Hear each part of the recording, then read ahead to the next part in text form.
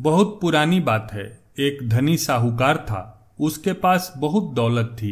उसने इतनी दौलत हासिल कर ली थी कि अगर उसकी आने वाली 7 पीढ़ियां भी बैठकर खा लें तो भी खत्म नहीं होगी। हालांकि यह अमीर आदमी तभी भी खुश नहीं था।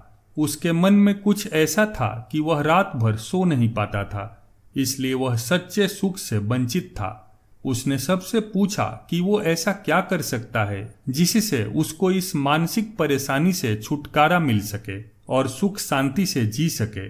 किसी ने उसे कहा कि तुम संतों की शरण में जाओ, वे ही तुम्हें सही उपाय बताएंगे। धनी साहूकार संतों की तलाश में गया। रास्ते में एक साधु महाराज एक पेड़ के नीचे आंखें बंद करके ध्यान मुद्रा में बैठे थे।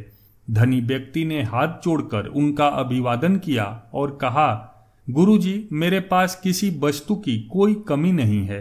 मेरे पास इतनी दौलत है कि अगली 7 पीढ़ियां बैठकर बिना काम किए आराम से खा पाएंगी। फिर भी मैं खुश नहीं हूं क्योंकि एक व्याकुलता मुझे सोने नहीं देती। साधु महाराज ने कहा, पहले बता कि तुम्हारी परेशानी क्या है, फिर उससे कैसे छुटकारा पाया जाए वह तुझे बताता हूं।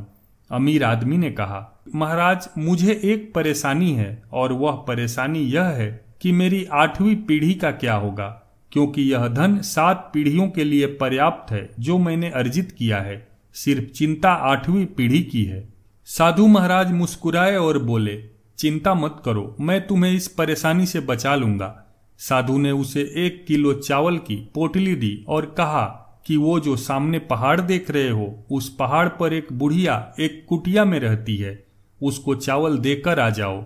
इसके बाद मैं तुम्हारी समस्या का समाधान करता हूँ। साधु महाराज के बताए अनुसार अमीर साहूकार चावल लेकर बुढ़िया की कुटिया में गया। उस कुटिया में दरवाजा तक नहीं था और वह बुढ़िया भगवान के भजन में लीन थी। वह अभिभूत एवं पूर्ण रूप से प्रसन्न मुद्रा में थी। अमीर आदमी के पैरों की आहट से बुढ़िया का ध्यान भंग हो गया।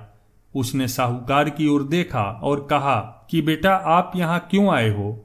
उसने कहा, माँ जी, मैं तुम्हें चावल देने आया हूँ। यह चावल लो, फिर मैं जाऊंगा। बूढ़ी माँ ने कहा कि मैंने आपको चावल लाने के लिए कहा था क्या आपके सामने हाथ फैलाया था? नहीं ना, फिर चावल क्यों लाए? यह पोटली उठाओ और जाओ। फिर अमीर साहूकार ने कहा, मुझे उस पेड़ के नीचे बैठे साधु महाराज ने भेजा है, इसलिए मैं आया हूँ।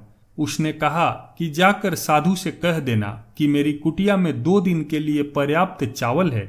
अमीर आदमी ने अपने सामान्य ज्ञान का इस्तेमाल किया और कहा कि माँ जी, आपको तीसरे दिन के लिए यह चावल काम आएंगे। इस पर बुढ़िया ने कहा कि आप और वह साधु मेरे तीसरे दिन की चिंता मत करो। उस साधु से कहना कि मेरे तीसरे दिन के चावल का प्रबंध वही करेगा जिसका मैं इस एकांत स्थान में अपना सारा बोझ लेकर जब्त करने बैठी हूँ।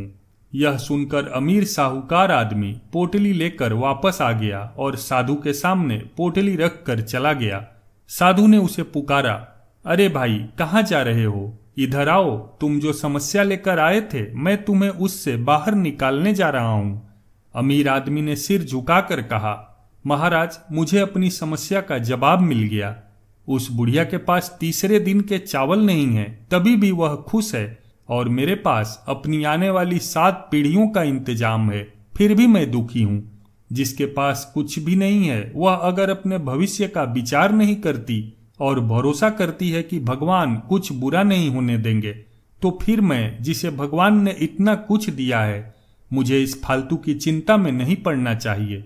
यह मुझे समझ में आ गया है और यही मेरे दुखों का कारण है।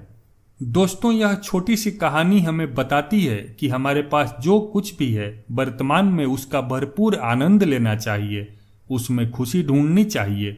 भविष्य की इतनी ज्यादा चिंता करके अपना आज बर्बाद नहीं करना चाहिए। कहानी पसंद आई हो तो एक लाइक कर दीजिए, साथ ही साथ चैनल को सब्सक्राइब भी कर दीजिए।